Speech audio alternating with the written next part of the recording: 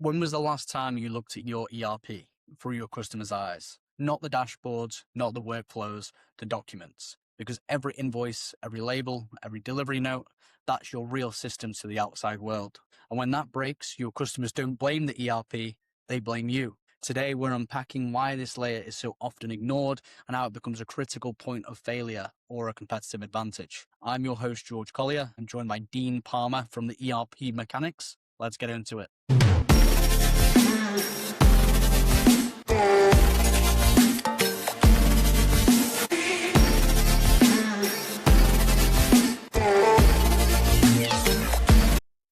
Good morning, Dean.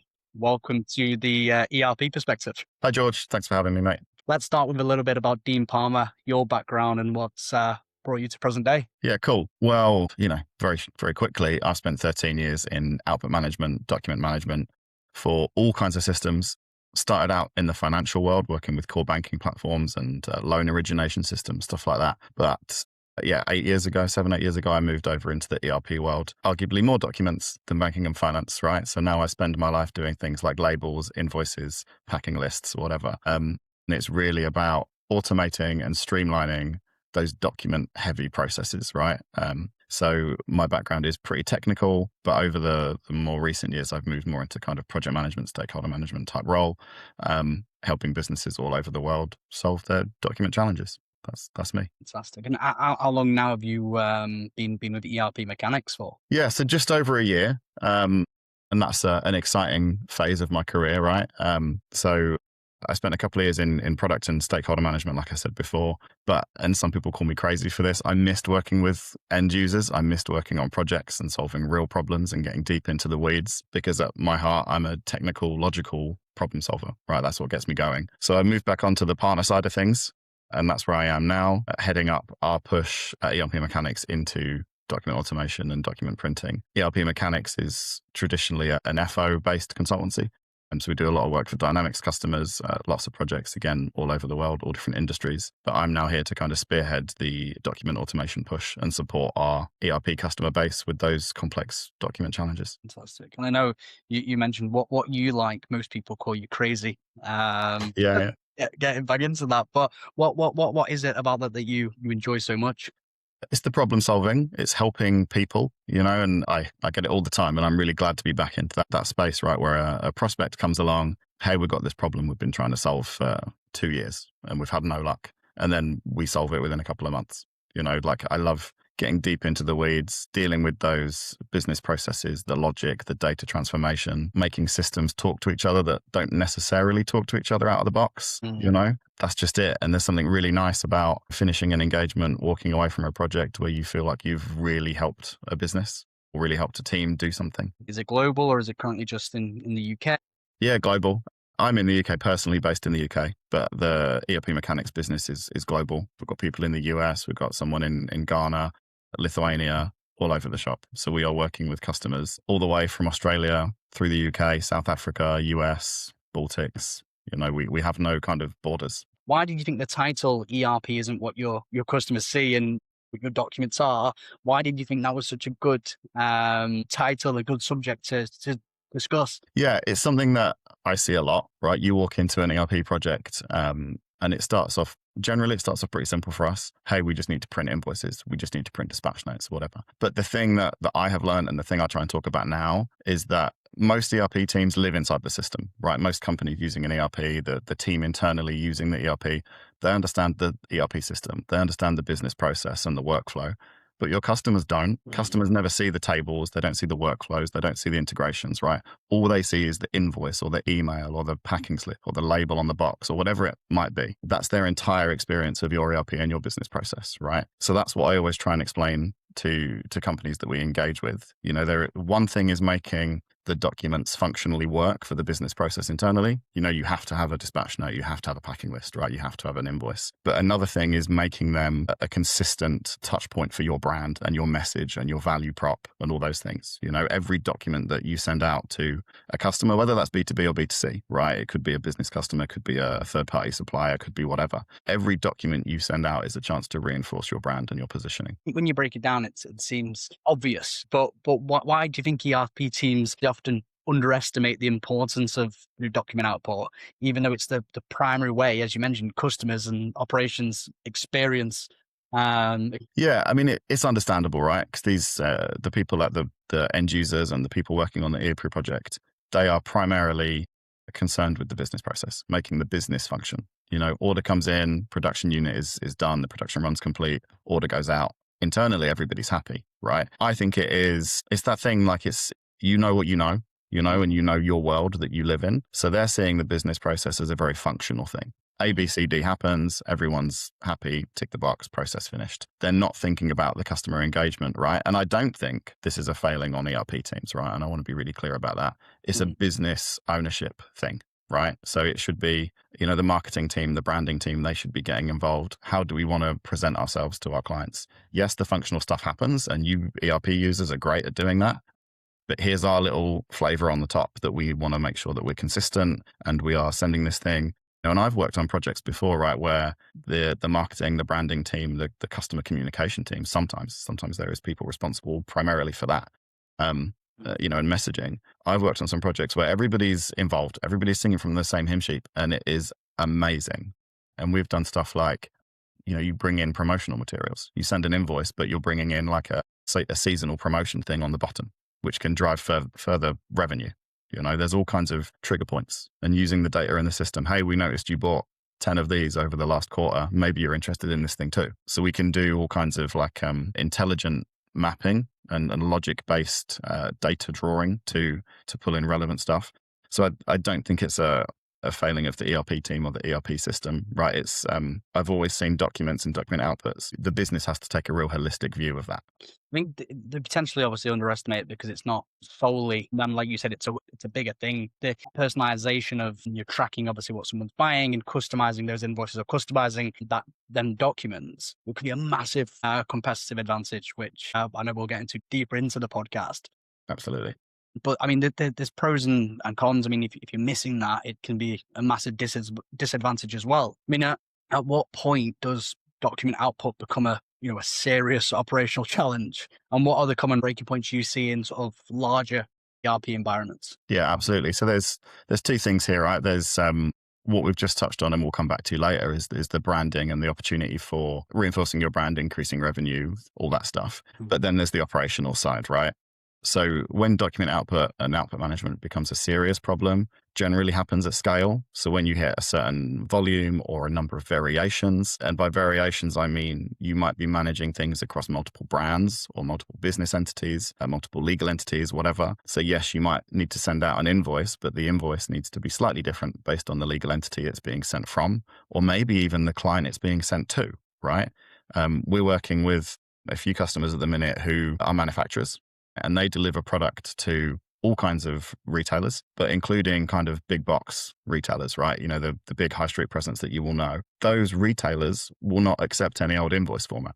They have a set invoice format that all of their suppliers have to adhere to. So the big retailer, their processes can all be automated, right? So we work with a lot of manufacturers now where they have a standard invoice format that they send to their standard customers, but the high volume, big box presence stores, we have to do this custom invoice format, right?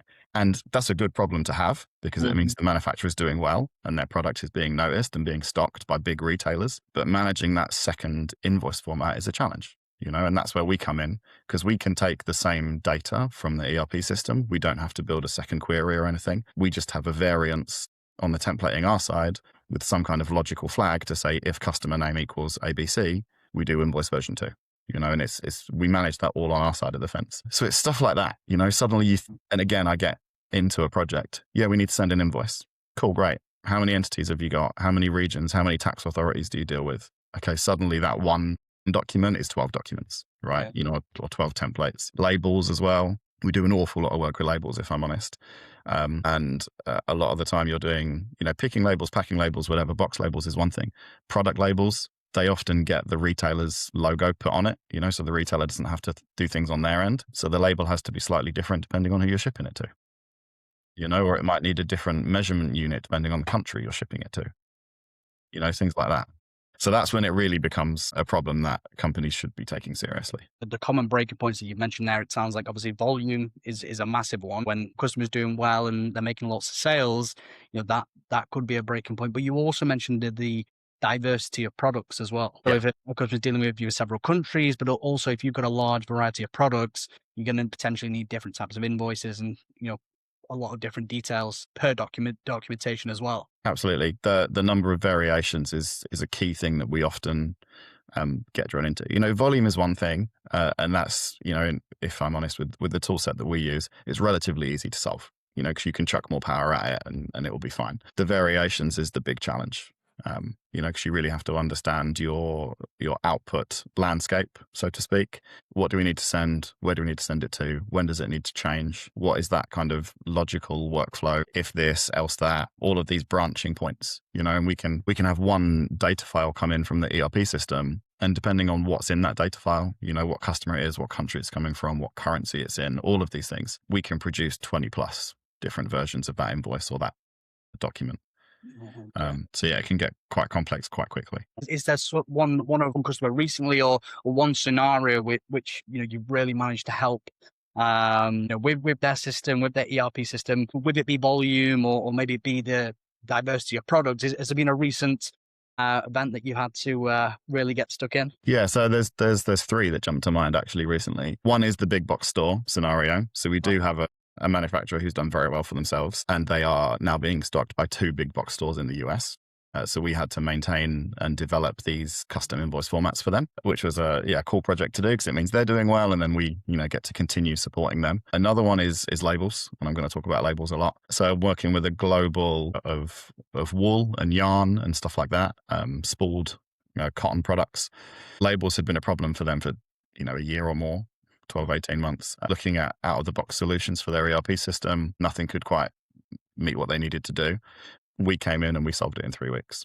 And they even had some processes that, because of the limitations of the ERP, they were, for certain product labels in certain regions, they were manually filling in an Excel template that they'd created and dropping that into the label printing workflow, right? Because of the variations. We managed to build a query, because we can do custom queries too. I kind of said earlier, we don't need to build queries for a lot of these things. Sometimes we do, right? But we went and built a custom query that pulled in all the variation information into one data payload.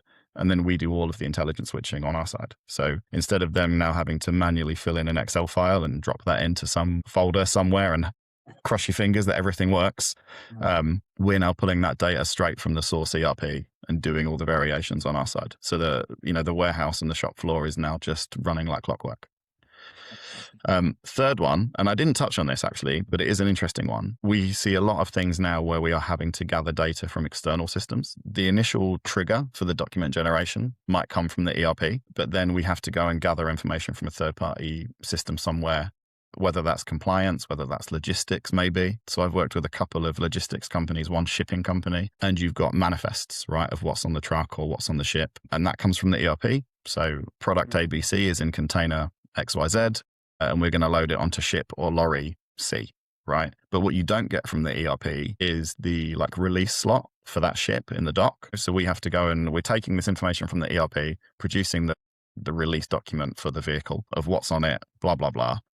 But we're also going out through an API to the dock system. What's the release slot? What's the reference number? What's the time? Blah, blah, blah. And then we produce that onto one document, right? And if that document is not correct, the ship can't leave port. Yeah. And I remember walking into a road logistics company, a haulage company, and if these systems were not there and the documents were not produced on time, none of the lorries could leave the depot. So it's really important. Yeah, that could have massive financial impacts. Absolutely. So that's three big examples of real breaking points that we've managed to solve recently. I mean, they're all so different as well, which is interesting. One thing that stood out to me is, it doesn't matter the size of your organization. Sometimes businesses have old processes they try and maintain, growth, and then they go, oh, it'll be fine. And then when you get that influx of obviously customers, or you have to issue more invoices, either that process is going to break, or it's just not going to be suitable for the business anymore. So yeah, I think that you can really help businesses get through that difficult sort of growth period we're in. I want to pick up on you highlighted that those three examples were all very different, and they are. Yeah. But from my side, they're not. The business process is different. For me, it's still just a data problem.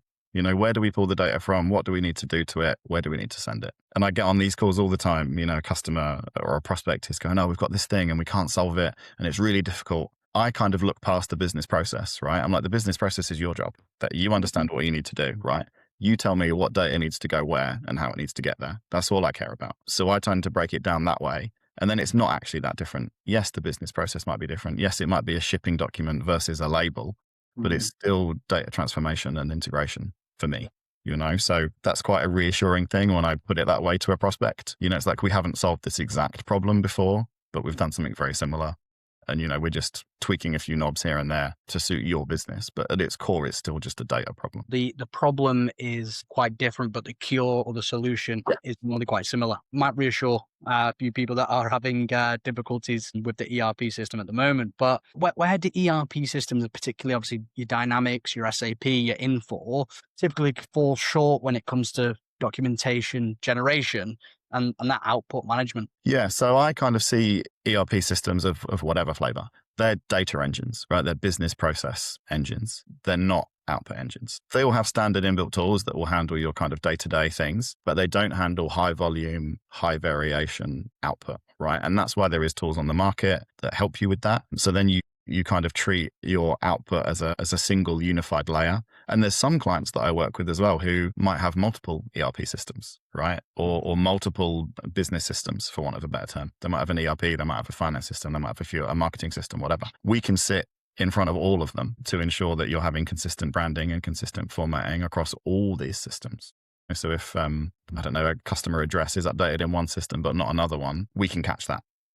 Rather than depending on the inbuilt output from the three separate systems. Yes, it's that type of stuff where you are dealing with high volume, high variation, lots of complexity, gathering information from other systems. Like I said, it doesn't have those third-party integrations where you can go and pull stuff from somewhere. So that's where I see them falling short. I know we've already touched briefly on this, but what are the real business consequences when document output isn't designed properly, but especially for manufacturing, logistics, and retail environments? Yeah, fine. So lots. In manufacturing, right?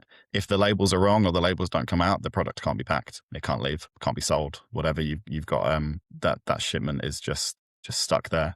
If production papers aren't produced, nobody can do their jobs. Nobody can go and make stuff. Logistics, I kind of mentioned it earlier. The trucks can't leave the depot. The ship can't leave the port. They're real barriers to income, right? If you can't get your goods to where they need to go, nobody's going to buy them. And we also do a couple of things with retail customers, and we are starting to engage with retail customers more and more, actually.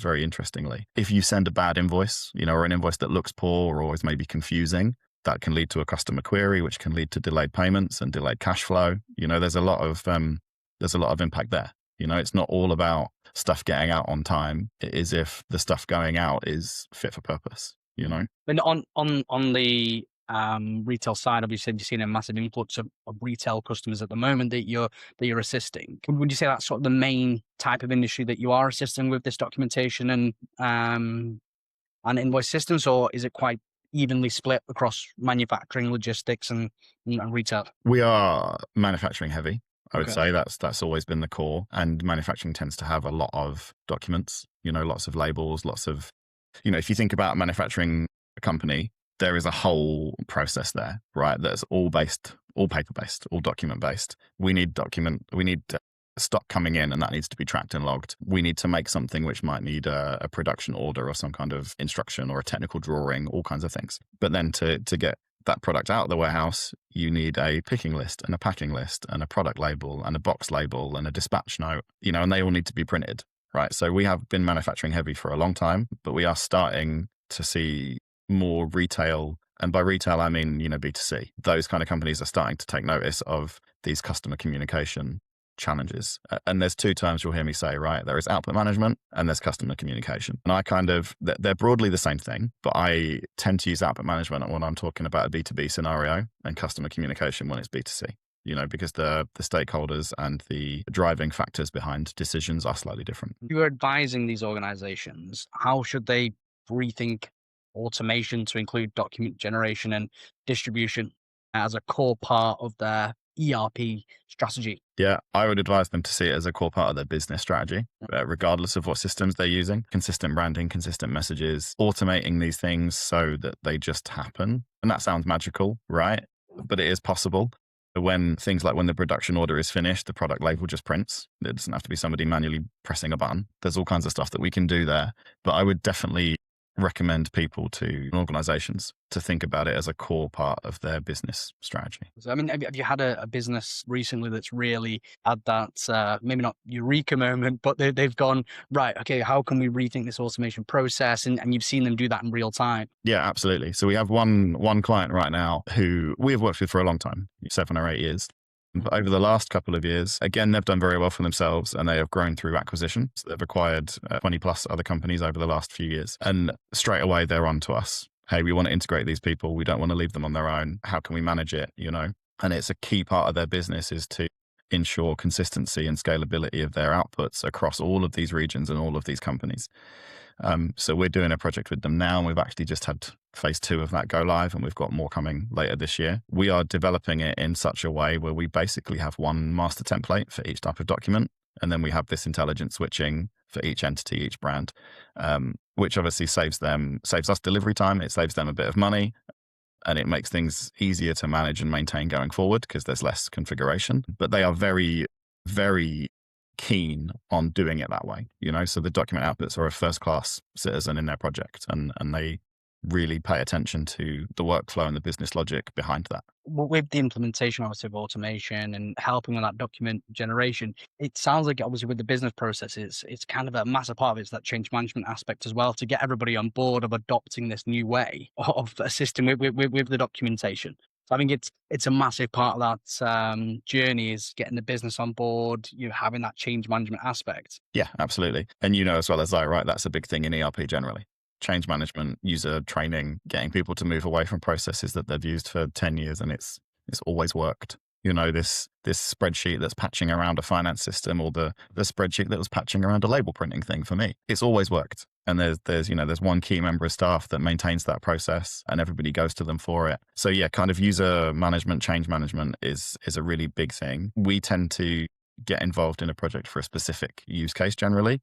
And there'll be one part of the business driving that, but then as we kind of get into an organization and we solve that first problem or the first batch of problems, word tends to spread. And then suddenly there's another team coming to us. Hey, we've got this janky process from 10 years ago too. Can we talk about it? Because we've seen what you've done elsewhere. So my approach tends to be quite organic with it. And you just be, genuinely helpful, have those conversations.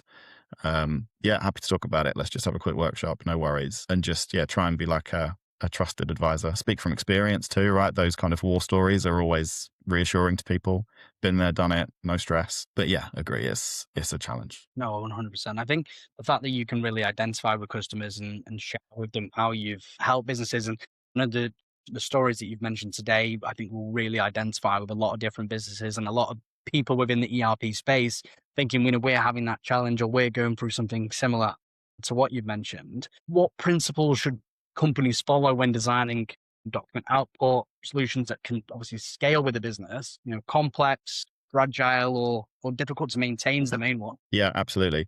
I will use the client I spoke about recently as the gold example, right? Okay. Plan for the future. Don't plan for today. Change will happen. So your templates will have to evolve. Have that in mind. If you launch a new brand, if you acquire a new company, think about things like try and compartmentalize things, so it's not just an invoice, it's a header and a footer and some line items, right? And you can design the system in such a way that they are separate components, right? So as an example, if you design it in that way, let's say, actually, let's take a step back. You've got 100 templates, 100 different document types, labels, whatever. You need to go and change your business address. You need to go and change your logo, right? You've got 100 places to change that logo now. Good luck. That's going to take a long time. Wow. And you want it to be in exactly the same coordinates on each document so it looks consistent. Have fun with that. If you design it in a compartmentalized way, which is what we do a lot more now with our clients as the technology has evolved, we now have a pre-configured header block. So we change that logo in one place and it's automatically applied to 100 outputs, because these outputs that we build nowadays tend to be a collection of pre-existing assets rather than their own unique thing. So it's kind of like Lego, kind of like building blocks. We bring in the header, we bring in the line items, we bring in the footer, we might bring in some kind of marketing information or a technical drawing if it's a production paper or something, whatever. That makes it far easier to both scale and maintain, because when you need to add a new report or a new template, you've got 2/3 of it done. So you just need to deal with the transactional data or the production data, whatever it might be. And that maintenance is clearly way easier because you change things once and it applies to your whole estate. So it's really about just taking some time to understand this thing properly rather than saying, hey, I want an invoice. It's actually, we're going to need 50 documents. How can we design the system intelligently to manage that in a cost-effective and a scalable way? So it's that kind of templating framework, I guess, to give it a name. Yeah, I was going to say, for what I was getting out, that was flexible template. There's essentially a template that you can use, but you can amend as the business grows, goes into different scenarios. At least you've got something that can be replicated quickly, but it can also be tailored to a way that's going to be suitable for that environment. Yeah, absolutely. We try and avoid as much as possible. Sometimes you have to do it, but as much as we can, we try and avoid one-off customizations, or hard coding things. It's normally a kind of logical flag. So then if you need to change something in the future, you can just add another option to that switcher. We build a system where the data payload comes in, we basically scan through the data payload first and we pull out key information, and that might be the brand, it might be the entity, it might be the country it's going to, it might be a delivery channel preference for the client. Do they prefer to get post or emails, whatever? So we scan through for all that key information first, and then based on that information, we do our stuff, right? So it's very easy for us to add another option at that stage. So we try and kind of front load the filtering or the routing, whatever you want to call it, and then we do the generation afterwards. So I always try and speak to customers, and there's one I'm working with now, actually. They've asked me, what data do you need? I'm like, well, that depends on you, right? What's your scenarios? What do your customers ask for? Do they all get it posted to them? Do they all get it emailed to them? Do some of them need EDI? Do some of them need e-invoicing, right? E-invoicing is a huge thing at the moment across Europe and coming to our fair shores in the UK in a few years' time too. We don't want the customer or the ERP user to have to generate a separate data payload for each of those scenarios, because that's very expensive, right? And it takes a long time to do those ERP customizations. You've got to go and get a partner or a developer. You've got to schedule the deployments, do all the testing. Whereas we can handle that on our side with a single payload, right? So it's those conversations that I think are really, really important. How do you want to send this stuff out? How do you need to send this stuff out? And then we can guide you on how to achieve that. I mean, it sounds like the longest period of time in this process is at the very start. When you're mapping out what these templates are, when you're mapping out what these would look like, I'm guessing you're saying to this customer, take your time with this, because once it's done, we've got these flexible templates for you, and yes, they can be amended. But if we spend more time now, when you're scaling and you come into these different challenges, hopefully you won't need to change as much. Yeah, exactly that. Preparation, right, is often the thing that not just ERP, but a lot of business projects, you don't prepare. Fail to prepare and you prepare to fail. And do you ever send a customer away and say, maybe spend a bit more time on really thinking about, these documentation output, the different scenarios? And do you ever get some businesses that may be in a hurry to do this, and, it would save them a headache in the future if they really, really focus on the now? Yeah. So something that I do a lot in my role, kind of leading this expansion and heading up this part of the business, is customer workshops, right? Where we dive into that. So initially the engagement is, hey, we just need an invoice. Cool. Okay. Well, let's talk about it. What else might you need? Do you do this? 13 years of experience. I know the questions to ask, right? Yeah. Do you do these documents? Do you do that documents? This legislation is coming in 3 years' time. Are you going to need to meet it? That type of stuff. So I do often, I wouldn't send them away per se, but I slow the process down, and let's have a couple of workshops. Let's just talk. And then we come out, and we have a process behind that. So we come out with a targeted list of what we need to do. And then we can go away and architect the best solution. Fantastic. I mean, how can organizations use document output, invoices, delivery notes, labels, all the things that we've discussed as a competitive advantage rather than, a compliance necessity? Yeah, cool. So, I mean, you said it there. Compliance is the baseline, right? Everybody has to meet it. The order confirmation, the invoice, whatever it might be, that has to go out, right? But the organizations that I'm working with that I think are winning are treating documents as first-class citizens in their IT estate, but also as those brand touch points, right? And I'm going to speak to you now as a consumer of services, right? We all buy from businesses all the time. And we know personally how frustrating it can be to deal with poor communication, miscommunication, confusing communication, whatever. It can taint your brand, and word of mouth is a very powerful thing, right? especially in the world we live in now with social media, and it's easy to gain traction. And we do a lot of, the world that I live in, we do a lot of research into that, and tell the stories. So, last year in 2025, 20% of consumers changed provider because of a poor communication experience. And that number actually rises to just above 25% in the younger demographics at 18 to 40-year-old. So it's really, really interesting for me when I go into a prospect and tell them this, and they're like, okay, cool, maybe we do need to think about this a bit more, But yeah, every communication is an opportunity to reinforce your brand, your value, your messaging, and also just to avoid those annoying slowdowns in your business, right? I mentioned it earlier. Fast, accurate invoices speed up cash flow. If your invoices are clear, concise, easy to pay, your cash flow is improved, right? If they're confusing and it leaves room for a client to ask you a question or to query the invoice, your cash flow is slowed down. Yeah. Labels going to the right place at the right time with the right information speeds up the warehouse efficiency. Yeah. There's all kinds of stuff really that you can think about. But there's a lot of retailers, there's a lot of manufacturers, right? Everybody in this world has got competition. You're not the only person out there making product X, right? So when everybody's customer communication looks and feels the same, there's an opportunity there for you to differentiate. And maybe it's a bit of a big example, right? But look at something like Apple. They really care about their brand presence and their messaging and how they position themselves, and their customer communication matches that, So it's a huge part of the customer experience, whether that's B2B or 100%. I think, as you mentioned, I think so right is how competitive the market is. Maybe not for Apple because yeah, everybody wants an iPhone, but in other markets, how many strikes does it take for something to be wrong for a customer to go, oh, I'll try a competitor? Yeah. I think that's come down so much now where it only takes a few emails of a mailing list or an invoice being wrong or some delivery notes being wrong for a customer to go, it's that competitive market. Well, why don't I try this new supplier? I mean, you said 25% there, between 18 and 40. I'm surprised it's not even higher because, viewing from myself, maybe I'm a little bit more sensitive to these things. But when you have a bad experience, I think now because there is so many other options, it's so easy for a customer to move away to a new provider. Yeah, absolutely. And, something that I talk about a lot is the fact that buyers are more informed than they ever have been. Yeah. It's a Google search or a ChatGPT search away and you've got a new provider for whatever service it is.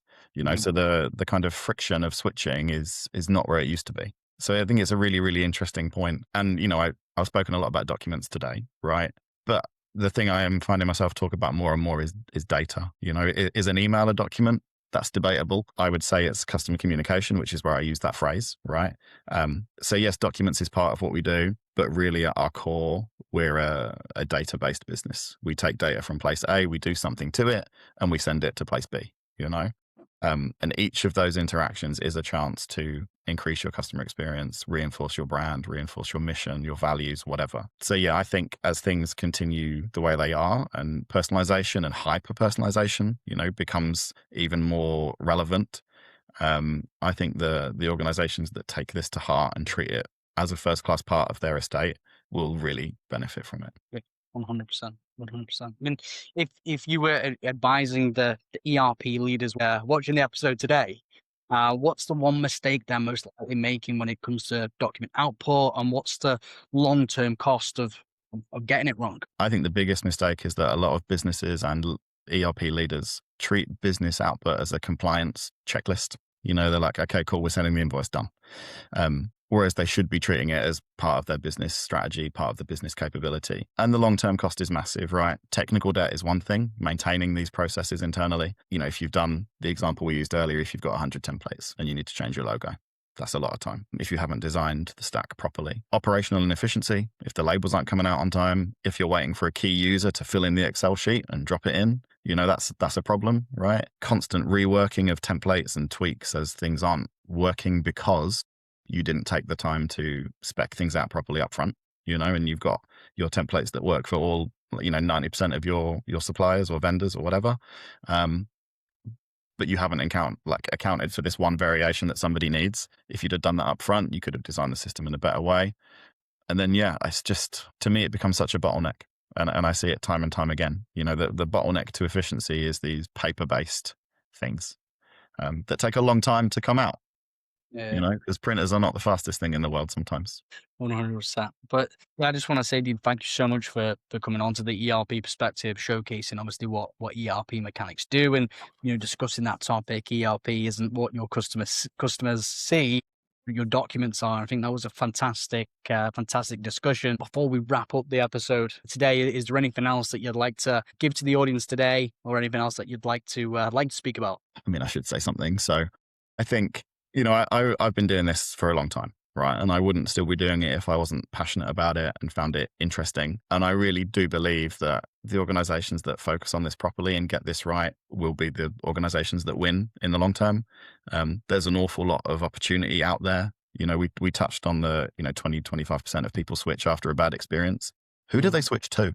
That's the other side of the coin, right? So yes, you might be the unfortunate company who's had the poor communication and lost that client.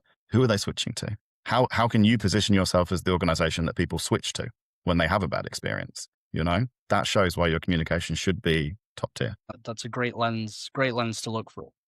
And like I said, I'll link Dean's profile below this video on LinkedIn, and more details around ERP mechanics. I hope it's the first of many on the ERP perspective. And this will be live on YouTube, LinkedIn, Instagram, TikTok, and we also live now on Apple Podcasts and Spotify. So no excuse not to connect with the ERP perspective and our fantastic guests like Dean and the ERP mechanics.